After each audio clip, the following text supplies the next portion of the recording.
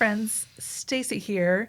And to start today, we invite you to just, slow down and listen. Think left and think right, and think low and think high. Oh, the thinks you can think up if you only try.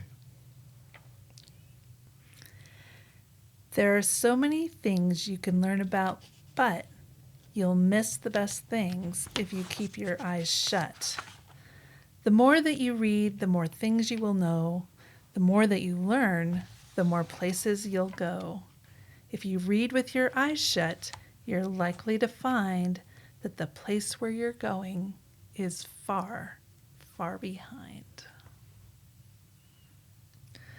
All right, so we offer for you today some readings from I Can Read with My Eyes Shut and Oh, the Things You Can Think. And these are all books by famous and beloved author Dr. Seuss. Dr. Seuss, yeah. So why are we talking about Dr. Seuss? Well, I think the reason this came to mind for something that we could talk about is he really stresses individuality. His characters really have their own kind of self-determination, and they're weird and quirky, but they're committed to being the way that they are. I think that thing, and there are some pretty profound things that Dr. Seuss says in his books, and his characters are very interesting too.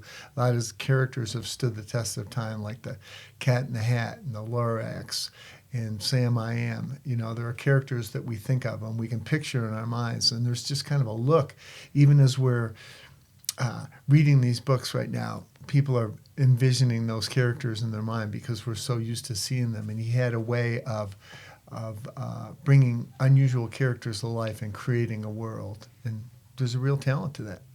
There is, and I think you hit upon one of the most important and interesting things about Dr. Seuss was, a lot of his books are really about feeling empowered, feeling confident, be yourself. That individual part of you is great and unique and important, and you should put it out into the world, which is a very timely idea for where we are right now. But to think that he was writing this, in the 40s and 50s, that was a great and amazing, fairly new idea, I would say. Yeah, and I think it's a great idea for kids when you're reading these to little kids, because a lot of times they can think, well, I'm different, or I don't fit in, or stuff like that. And I think that reading these characters and putting yourself into this world kind of brings that thing to life of just the power of just being unique and of being who you are and trusting your own instincts to go to the places that you want to go and do the things that you want to do. I think it's great. That is something that I think every person wants for themselves, wants to empower in children. Yeah. That's pretty incredible. Well, I think that's one of the things about his first book being rejected so many times. Rather than, I've got to change this book so other people like it, I got to find somebody that likes it, is his thing. And I think that that's a great lesson for people too. If you've got an idea that really resonates with you at an intuitive level, get it out there, and you just got to find the people that it resonates with. Yeah. To that point of uniqueness and feeling confident, when you read most Dr. Seuss books, you see these unusual characters, right? There's parts of animals that are, put together in unique ways. There's different colors, like perhaps the color of the pond is green, but the turtles are blue. There's interesting ways that the pages are laid out, all of those different things. And I love that because I think that makes these books relatable for everyone. No matter where you come from or what your background is, what your age is, any of those things like that, you're focused more on what these characters are saying and doing, and you can relate to that. Yeah, and it's not like he's trying to hit you over the head with a message. He's creating a world that you can walk into and find, you can find comfort in it, and you can also find humor in it, because these characters are humorous looking and they're saying funny stuff.